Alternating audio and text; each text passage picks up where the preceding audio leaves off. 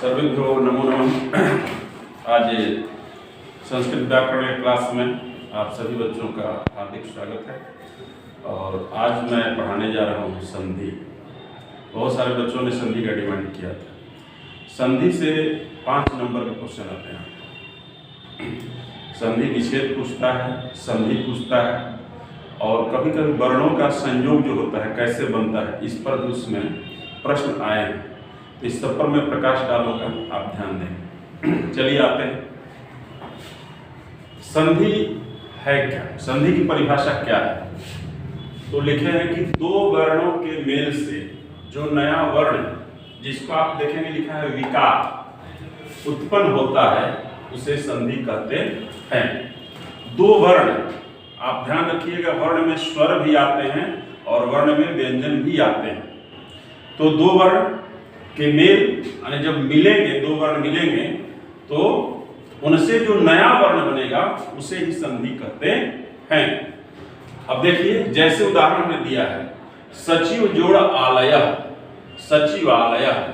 अब यहां पर आप ध्यान दीजिएगा कि वो लास्ट में है, पद के अंत में है वो, तो वह जो बना है कैसे बना है? यह जो है व्यंजन है और यह स्वर है।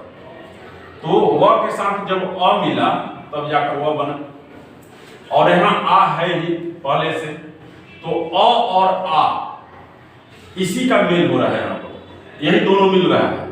तो अ और आ जब मिलेंगे तो यहां बन रहा है हमारा वा, यानी यह जो है इसमें का अ और इसमें का आ मिलकर आ बना, जिसको हमने यहां लिखा है कि वह जोड़ आ, यह संधि हुआ सचिवालय। ठीक है। दूसरा उदाहरण में दिया है, यह उदाहरण जो है पहला उदाहरण। दूसरा उदाहरण देखिए, गणेश, गण जोड़ ईश। तो गण अणा में भी अ है यहां पर, और ईशा में दीर्घ ई यहां पर है। तो अ और दीर्घ ई जो है मिल रहा है यहां पर। इसका लास्ट अ है और इसका फर्स्ट जो है ई है। अ और ई मिला तो क्या बन गया?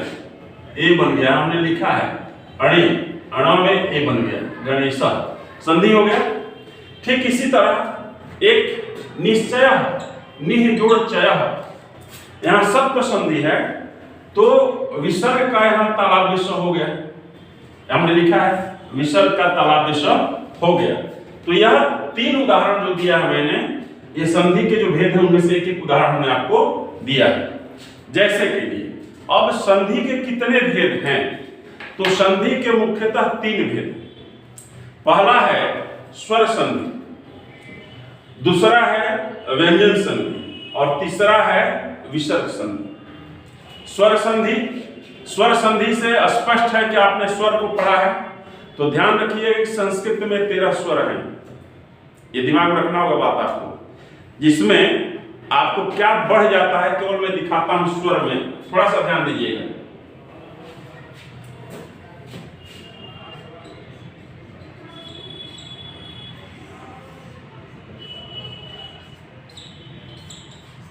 तेरह में जो है आप ह्रस्व पढ़ते हैं, यहां दीर्घ री आ जाता है और री आ जाता है। हिंदी में जो नहीं दिया रहता है, ये आपको संस्कृत में पढ़ना है। तो 2 बढ़ गया, 11 तो 13 हो गया। और ठीक उसी तरह व्यंजन में, व्यंजन में भी आपको 25 स्पर्श वर्ण हो गए, 4 अंतःस्थ हो गए, अंतःस्थ, और 4 उष्म वर्ण हो गए। यानी 25 क से व तक 25 स्पर्श व्यंजन है और 4 अंतःस्थ हैं, य, र, ल, व, और 4 उष्म वर्ण तालाबेश, मूर्धन्य स और दंत स तथा ह, ये उष्म वर्ण कहे जाते हैं। तो हलंत में हमको व्यंजन आ गए 25, 4, 29, 9, 4, 13, 33 व्यंजन। आप ठीक से याद रखिएगा, 33 व्यंजन और 13 स्वर। तो व्यंजन संधि में उस 35 जो व्यंजन हमको हैं क से उष्म वर्ण तक का, उसकी बात इसमें आती है। तो व्यंजन संधि किसे कहते हैं? स्वर तो क्लियर हो गया, स्वर वर्ण के साथ स्वर जब मिलेगा, जैसे ऊपर हमने बताया है एक उदाहरण देकर, व्यंजन के साथ स्वर या व्यंजन के मेल को व्यंजन संधि कहते हैं। जो व्यंजन वर्ण है उसके साथ चाहे स्वर मिलेगा या व्यंजन मिलेगा तो उसे व्यंजन संधि कहेंगे। दूसरा है, तीसरा विसर्ग संधि। विसर्ग के साथ, विसर्ग इसी को कहते हैं, ध्यान दीजिएगा, यह जो दो ठो शून्य दिया हुआ है इसी को विसर्ग कहते हैं और इसका उच्चारण ह होता है।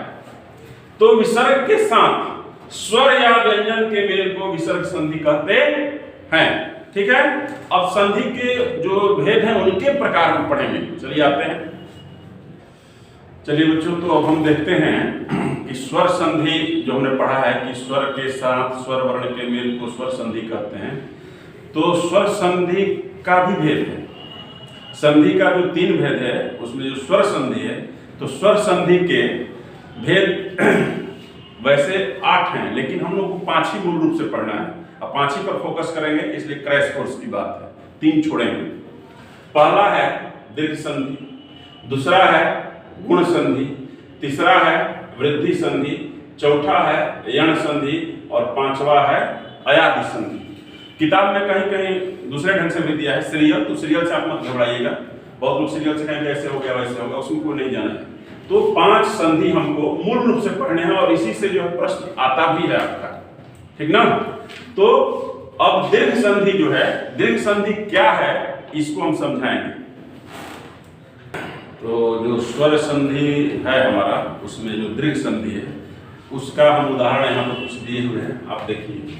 दीर्घ का मतलब होता है बड़ा, ठीक है। तो बड़ा माने क्या, जैसे अ है, ई है, उ है, री, ठीक है। तो इससे जो बनेगा तो अ मिलकर ही आ बनता है। हमने यहाँ देखो लिखा है अ जोड़ अ मिलकर ही आ बनता है। आ जोड़ आ मिलेगा तो आ बनेगा। ये प्रश्न ऐसा आता है, ध्यान रखिएगा। अ जोड़ आ मिलेगा तो भी आ बनेगा और आ जोड़ आ मिलेगा तो भी आ बनेगा, यानी सब दीर्घ हो गया। ध्यान दे रहे हैं, कहीं ह्रस्व नहीं, ये सब दीर्घ हो गया। इसको दीर्घ कहा जाता है, यानी बड़ा। इसलिए ह्रस्व को बोलने में कम समय लगता है, दीर्घ को बोलने में उससे डबल समय लगता है।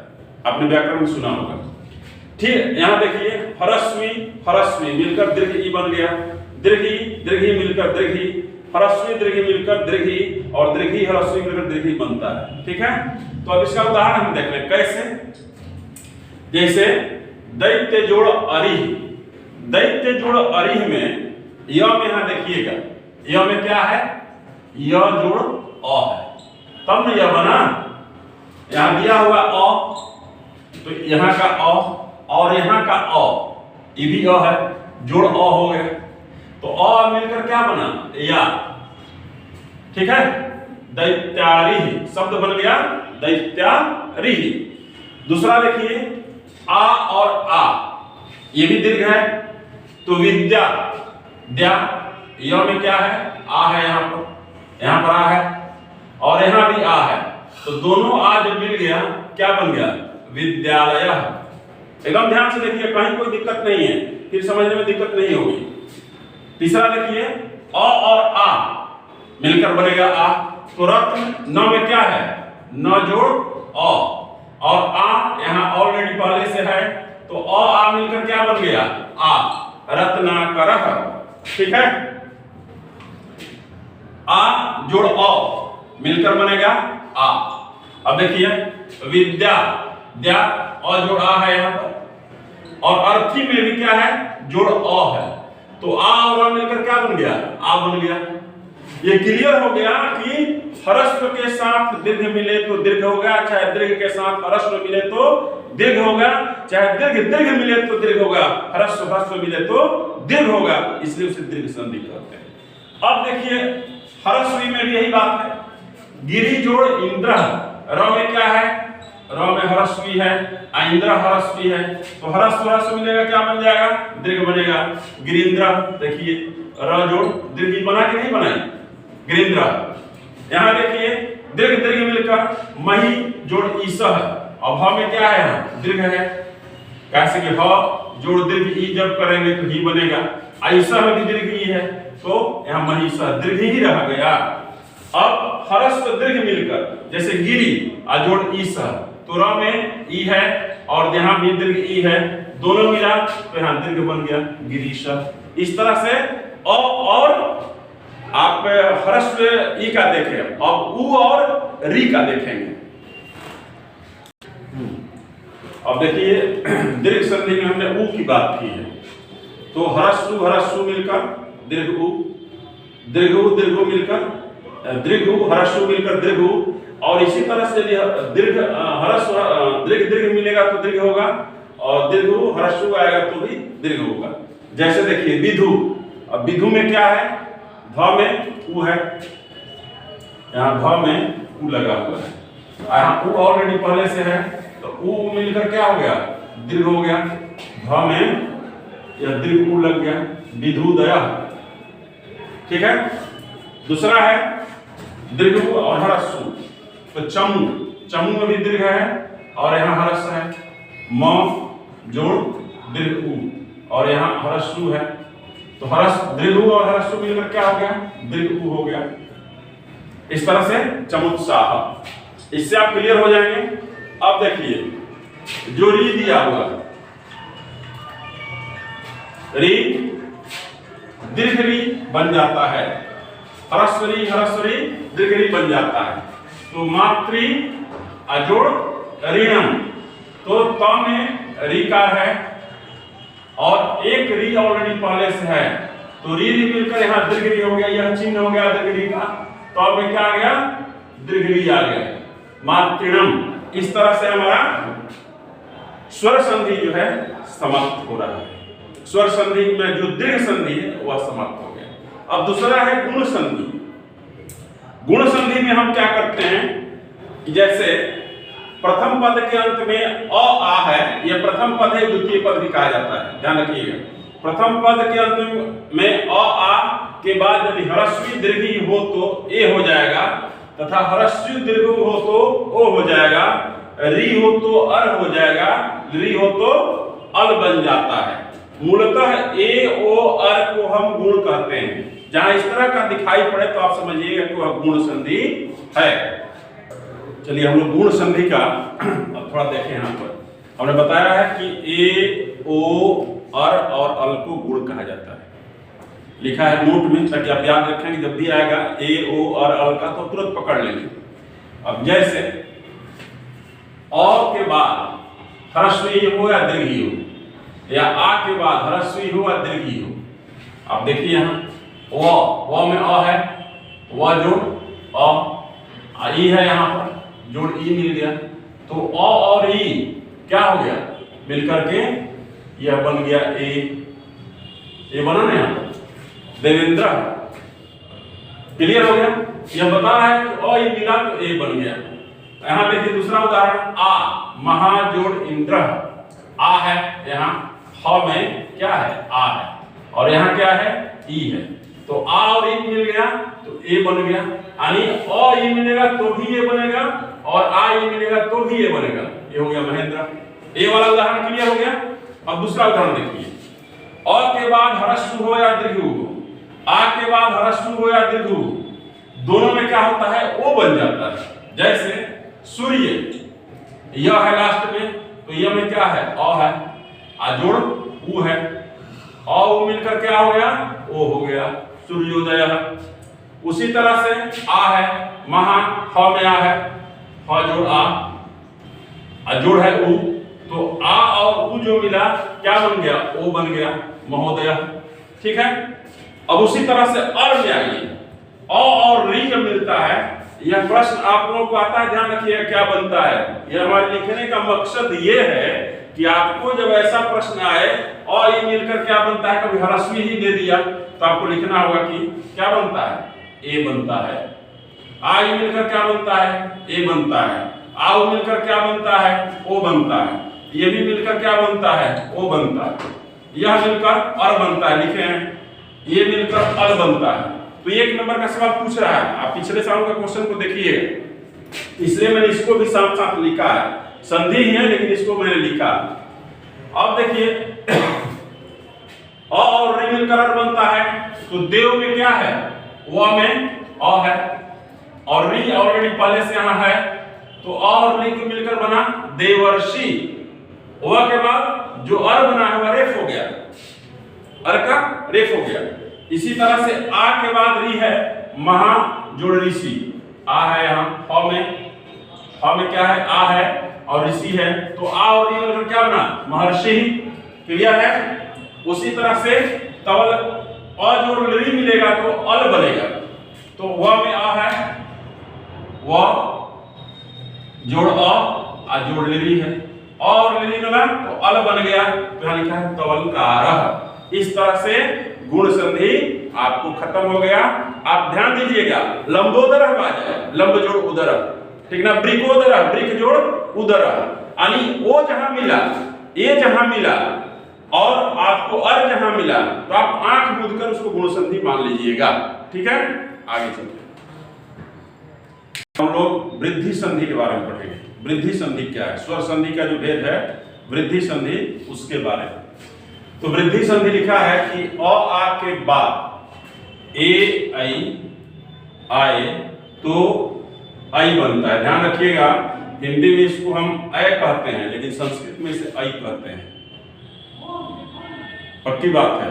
और संस्कृत में लोग ऐ ही बोल देते हैं, नहीं, अशुद्ध उच्चारण है, आई होगा। ए आई आए तो आई होता है, तथा ओ औ आए तो औ हो जाता है। जैसे अ के बाद ए आया है, तो देखिए एक में क्या है, यहाँ एक में क में आ है, आ जोड़ ए है, आ जोड़ ए है, आई बन गया ना, यहाँ लिखे आई हो गया, एक आई का। उसी तरह मत जोड़ ऐक्यम, एक तो ऐ का उदाहरण दिए हैं यहाँ पर, तो में अ आ गया और यहाँ आई है, तो क्या हो गया, मतैक्यम बन गया। उसी तरह से फिर आइए आ में आते हैं, तथा थ में क्या है, आ है, और यहाँ क्या है, ए है, आ और ए मिलकर क्या हो गया, आई हो गया, तथा ही हो। क्लियर है।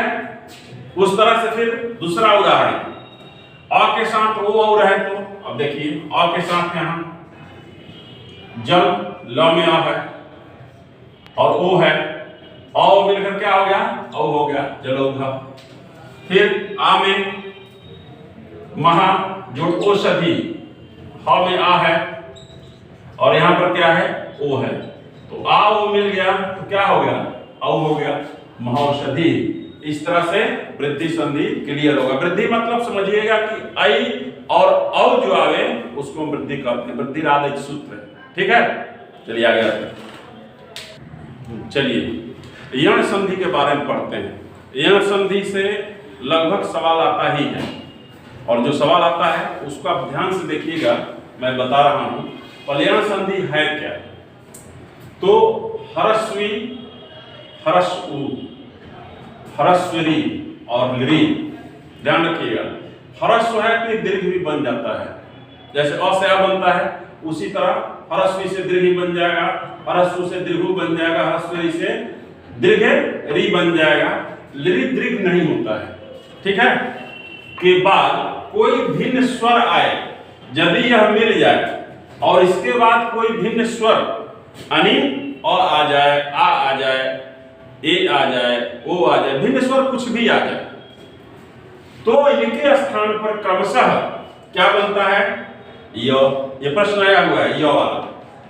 ठीक है, व, र और ल हो जाता है। कैसे होता है ये ध्यान रखिएगा, क्रमशः है कि यदि ई है तो यह य में बदलेगा, उ है तो यह व में बदलेगा, री है तो यह अर में बदलेगा, और लृ है तो यह अल में बदलेगा।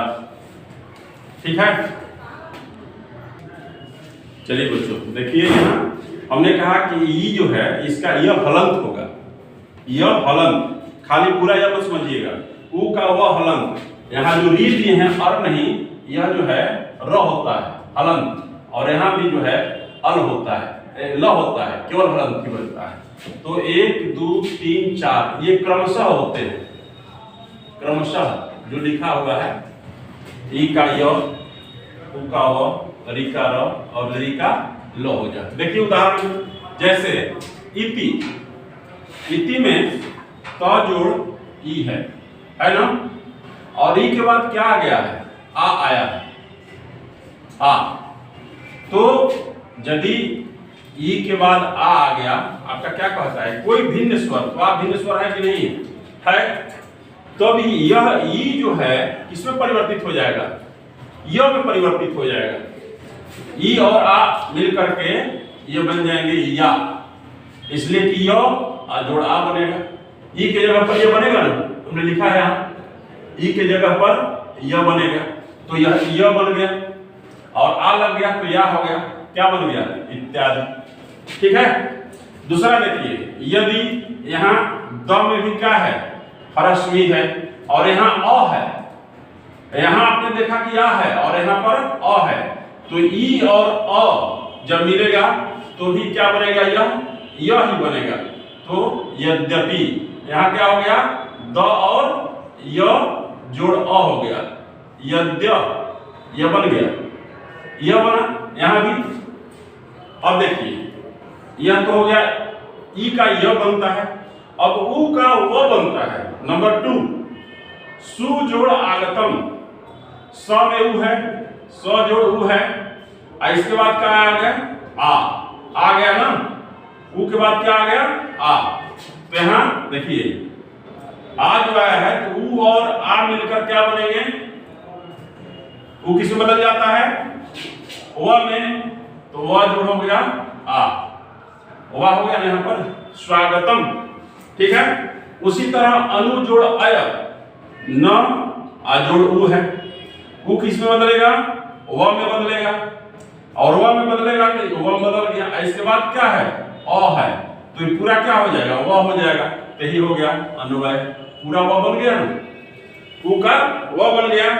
अब देखिए उ का हो गया, ई का हो गया, अब री का देखिए, जैसे धात्री जोड़ अंशः, धात्री जोड़ अंशः, तो धात्री में त में क्या है, त में री का है, तो कहता है कि री का जो है किसमें बदल जाएगा, र में। तो यहाँ इसको हमें दिखा रहे हैं कि री का जो र में बदल गया, तो आप यहाँ देखिए त जोड़ री है, तो किसमें बदल गया, री र में बदल गया।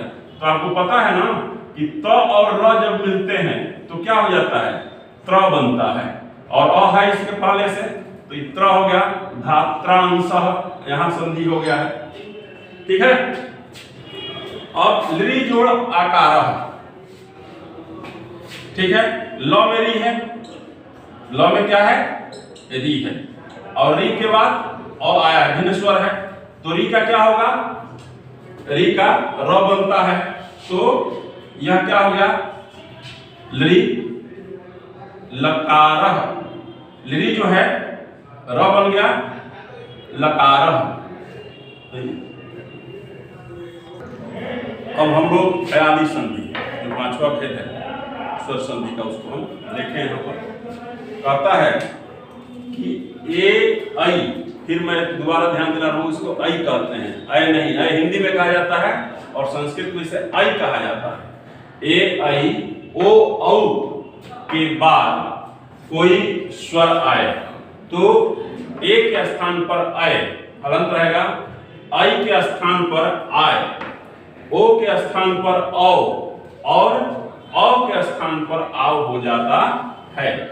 ध्यान दीजिएगा, कभी लोग कहें कि यह क्रम से नहीं है, तो हमने आपको समझने के लिए क्रम से लिखा है, नहीं तो ए के बाद ओ होता है और आई के बाद औ होता है, क्रम इसका ऐसे है।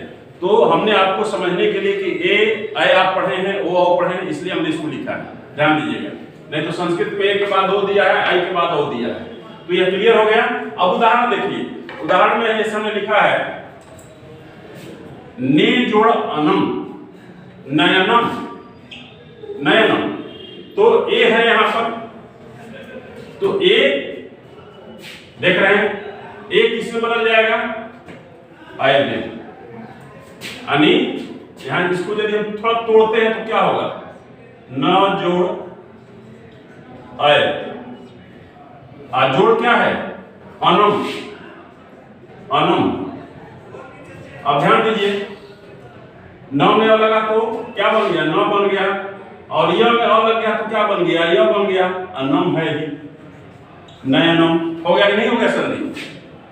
एकदम परफेक्ट, कहीं कुछ नहीं। यदि कहीं दिक्कत है तो इसको तोड़ दीजिएगा तो भी संधि होगा। ये भी मैं बता रहा हूं, इसको इस ढंग से बता रहा हूं। देखिए आप, एक दूसरा तरीका मैं दे रहा हूं।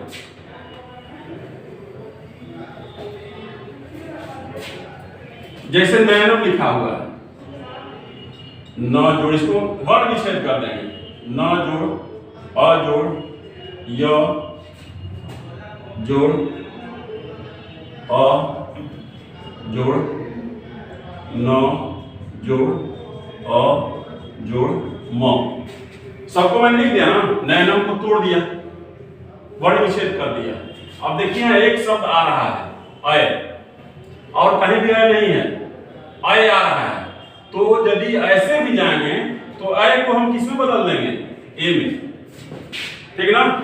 तो ने जोड़ अनम हो गया, इसलिए अय का ए बनता है। तो इसको लिख सकते हैं कि ने जोड़ अनम जो करते हो आगे नयनम।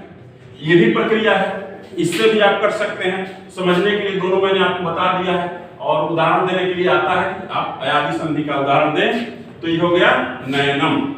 उसी तरह गए जोड़ अकह, गए एक के बाद अय है तो अय के स्थान पर क्या हो जाएगा? आय हो जाएगा। तो उसी तरह से अय के बाद अ है तो गई का क्या हो गया? आय यहां हो गया, गायकः।